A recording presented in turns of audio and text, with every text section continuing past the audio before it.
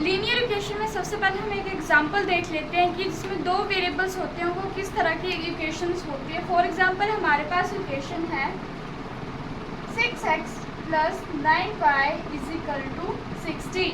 तो इस इक्वेशन में हम देख रहे हैं कि हमारे पास जो वेरिएबल है वो दो हैं और इक्वेशन कौन सी है, लीनियर इक्वेशन। हमने पढ़ा था कि ऐसी इक्वेशन जिनके वेरिएबल की हाईएस्ट पावर जो है वो 1 आए उसे हम लीनियर इक्वेशन बोलते हैं। तो जैसे कि हम यहाँ पे देख रहे हैं 6x + 9y = 60 में जो हमारे पास वेरिएबल है x y दोनों की हाईएस्ट पावर जो है वो 1 है। तो linear equation in two variable equation आपके पास ये थे। अब हम इस चैप्टर में सॉल्व करेंगे कि किस तरह से हम इनकी वैल्यूज को निकालते हैं। सबसे पहले इसको करने से पहले हमें पता होना चाहिए कि जब दो लाइंस हमारे पास इंटरसेक्ट करती है तो उसे हम क्या बोलते हैं, उसके कैसे सॉल्यूशन आते हैं। जब कोई दो लाइन आपस में पैरेलल हो तो उन्हें हम क्या बोलते हैं और उनके सॉल्यूशन जो है वो किस तरह से आते हैं। ठीक है, तो ये है हमारे पास 3 type of equation. First is x - 2y = 0, 3x + 4y - 20 = 0. Second is 2x + 3y - 9, 4x + 6y - 18, 2 + x + 2y - 4 = 0 and 2x + 4y - 12 = 0। तो ये 3 अलग अलग टाइप की इक्वेशंस हैं। हम यहाँ से इनकी रेशियोज चेक करेंगे। अगर हमारे पास रेशियोज जो हैं दैट इज a1/a2 = v1/v2 होती है तो उसे हम क्या बोलेंगे, नॉट इक्वल टू v1/v2 होती है तो उसे हम क्या बोलेंगे। और इस केस में उनके सोल्यूशन जो फाइनाइट आएंगे या फिर यूनिक सोल्यूशन आएंगे, वन सोल्यूशन आएगा, सो मैनी सोल्यूशन, कौन सी कंडीशन क्रिएट होती है तो वो हम आज इस वीडियो में चेक करेंगे। ठीक है, तो लीनियर इक्वेशन के लिए सबसे पहले तो हमें इनकी स्टैंडर्ड फॉर्म पता होनी चाहिए जो कि हमने पहले कर ली थी। इसमें टू वेरिएबल में जो हमारे पास स्टैंडर्ड फॉर्म बनेगी वो बनेगी ax + by + = 0, जिसको मैं यहाँ पे लिख देती हूँ ax + by + c = 0। तो ये है हमारे पास स्टैंडर्ड इक्वेशन। ठीक है, अब हम इसका फर्स्ट टाइप देखते हैं। जैसे कि मैंने बोला कि सबसे पहले हम इनकी रेशियोज चेक करेंगे। ठीक है, रेशियो चेक करते हैं। पहली इक्वेशन देखते हैं x - 2y। इस इक्वेशन को जो हमारे पास इसकी स्टैंडर्ड फॉर्म है उसके साथ कंपेयर करेंगे और वहां से हम a, b और c की वैल्यू निकालेंगे। ठीक है, इसका x का जो कोफिशिएंट है दैट इज a1, y का जो कोफिशिएंट है that is v1, same a2, v2, c2। इसी तरह से हम इन दोनों की रेशियोज निकालेंगे।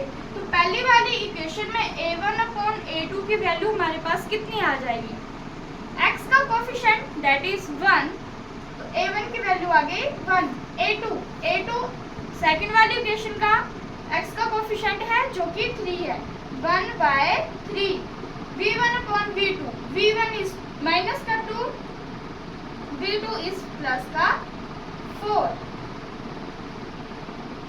c1/c2। तो पहली इक्वेशन में तो c हमारे पास है ही नहीं, 0, और इसमें 0/20। अब हम इनको कंपेयर करते हैं। क्या ये हमारे पास 1/2 = -2/4 है। अगर मैं इसको डिवाइड करती हूँ 2 1 2 2 2 4, माइनस का 1/2 आ जाएगा। इट मीन्स कि a1 is not equal to v1/v2।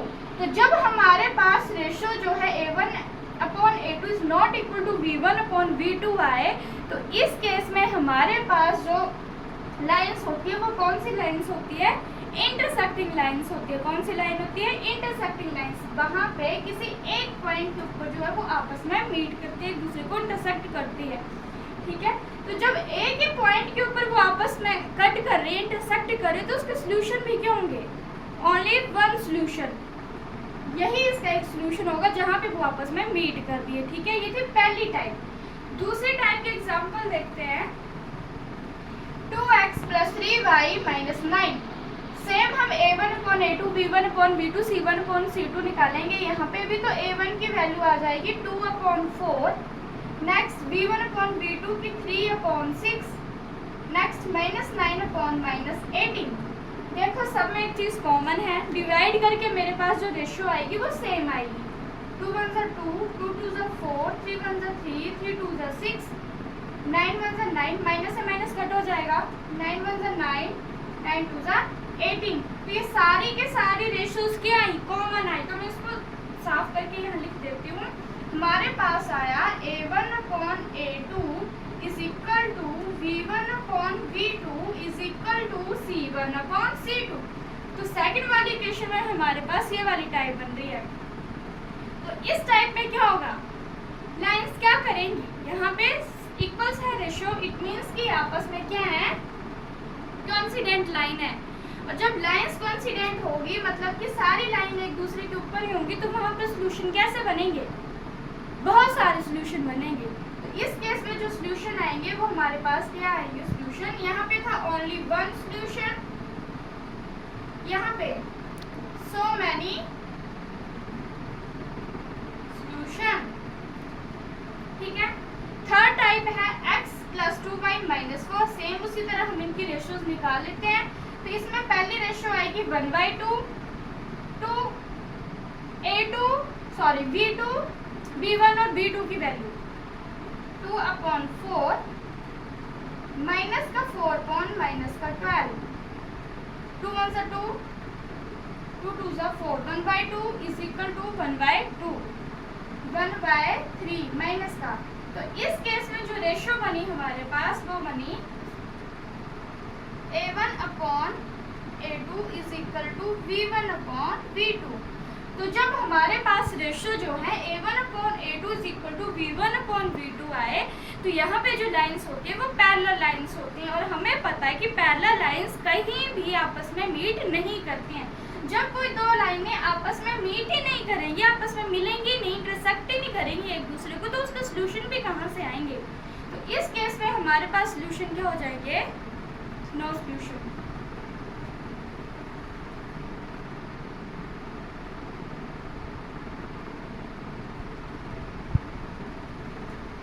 तो ये तो था सबसे पहले इक्वेशन के बारे में, इंटरसेक्ट कब करती हैं, पैरेलल्स कब करती हैं, कोइंसिडेंट कब होती हैं, और टू वेरिएबल्स के बारे में। अब हम नेक्स्ट में करेंगे कि किस तरह से टू वेरिएबल वाली इक्वेशन को सॉल्व किया जाता है। उसको करने के हमारे पास जो पहले का एनसीईआरटी का सिलेबस था उसमें 3 टाइप्स थे। First is substitution method. Substitution method में हमारे पास 2 इक्वेशनें होती थी और वहाँ से हम एक इक्वेशन को उठाते थे, एक वेरिएबल की वैल्यू निकालते थे, दूसरी में पुट करते थे और वहाँ से दूसरे वेरिएबल की वैल्यू आती थी, उसको वापस पहली वैल्यू में पुट करते थे। वो सब्स्टिट्यूशन मेथड था। और दूसरा मेथड था एलिमिनेशन मेथड, जिसमें हम एलिमिनेट करते थे किसी एक वेरिएबल को। थर्ड था क्रॉस मल्टीप्लिकेशन मेथड।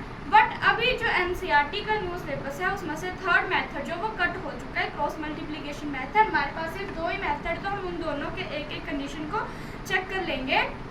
तो आगे हम करते हैं इसका नेक्स्ट स्टार्ट। तो फर्स्ट मेथड है सब्स्टिट्यूशन मेथड। सब्स्टिट्यूशन मेथड में हम किस तरह से वेरिएबल्स की वैल्यूज निकालते हैं वो चेक करेंगे। तो हमारे पास इक्वेशन है x plus y is equal to 14, x minus y is equal to 4। तो सबसे पहले मैं इन इक्वेशनों को नाम दे देती हूँ। पहली वैल्यू को इक्वेशन नंबर 1, इक्वेशन नंबर 2। सबसे पहले हम पहली इक्वेशन उठाएंगे x plus y is equal to 14।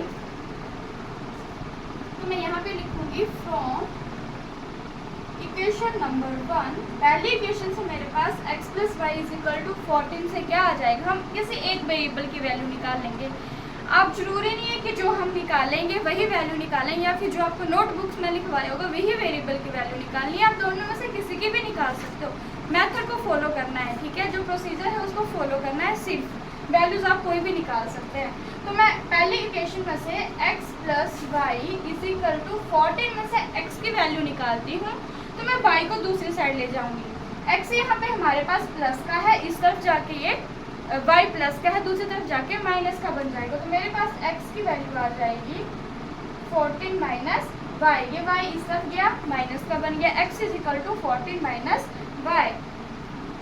अब ये जो हमारे पास x की वैल्यू आई, इसको मैं नाम दे देती हूँ इक्वेशन नंबर 3। अब इस इक्वेशन को मैं पुट करूंगी इक्वेशन नंबर 2 में। जो मेरे पास x की वैल्यू आई उसको मैं पुट कर दूंगी इक्वेशन नंबर 2 में। तो मैं यहाँ लिखूंगी put x is equal to 14 minus y in equation number 2। Equation number 2 थी हमारे हमारे पास x minus y is equal to 4 और मुझे x की वैल्यू पुट करनी है, तो जहाँ x है उसकी जगह मैं लिखूंगी 14 माइनस वाई, बाकी का एज इट इज वैसे उतार देना है। Minus y is equal to 4। हमारे पास इक्वेशन बनी 14 minus y is equal to 4। हम देख रहे हैं कि अब एक बात का ध्यान रखना, जब भी हम कैलकुलेशन करते हैं तो बच्चे क्या करते हैं कि इस बाई में इनको प्लस कर देते हैं। इन केस यहाँ पे तो कुछ कोफिशिएंट है नहीं, अगर होता मान लो y के साथ 2 होता तो 14 में 2 प्लस कर देते हैं या माइनस कर देते हैं। जब तक लाइक वेरिएबल ना हो, जब तक वेरिएबल सेम ना हो, ना तो हम उनको सब्ट्रैक्ट कर सकते हैं, ना मल्टीप्लाई कर सकते हैं और ना ही डिवाइड कर सकते हैं। 14 कांस्टेंट है तो हम बाई में बाई को ऐड कर देंगे, दोनों माइनस के हैं तो मेरे पास बन जाएगा 14 माइनस 2 का y, 1 2 दोनों माइनस के थे, 2y बन गए is equal to 4 minus 2y। 14 constant है, इसको मैं ले जाऊंगी right hand side, is equal to 4 minus 14। मेरे पास इक्वेशन बनी माइनस का 2y is equal to 4 minus 14, 14 में से 4 माइनस किया इज इक्वल टू माइनस का 10। बड़ी टर्म के साथ माइनस था इसलिए यहाँ पे माइनस आ गया, माइनस से माइनस कट हो जाएगा। y ये मल्टीप्लाई में है, दूसरी साइड जाके डिवाइड करेगा, y is equal to 10/2 divide करके मेरे पास वैल्यू आ जाएगी y की 5, y की वैल्यू आ गई 5। अब मैं इसको वापिस इक्वेशन नंबर 3 में पुट कर दूंगी और वहां से मेरे पास x की वैल्यू आ जाएगी। ठीक है जी, इसको मैं नाम दे देती हूँ equation number 4। Put y is equal to 5 in equation number 3। यहाँ पे है इक्वेशन नंबर 3, जब मैं यहाँ पे y की वैल्यू पुट करूंगी तो मेरे पास x की वैल्यू आ जाएगी। x इक्वेशन नंबर 3 थी x is equal to 14 minus y, y की वैल्यू है 5 जो कि हमने अभी निकाली, 14 minus 5 x is equal to 9, तो x की वैल्यू हमारे पास आ गई 9। Therefore x is equal to 9 and y is equal to 5। यह था हमारा question number 1 by substitution method और ये रहे इसके सॉल्यूशन। वीडियो काफ़ी लंबी हो जाएगी तो मैं एलिमिनेशन मेथड जो है वो नेक्स्ट वीडियो में डाल दूंगी। अगर कुछ समझ ना आए तो आप लोग बता सकते हो। धन्यवाद।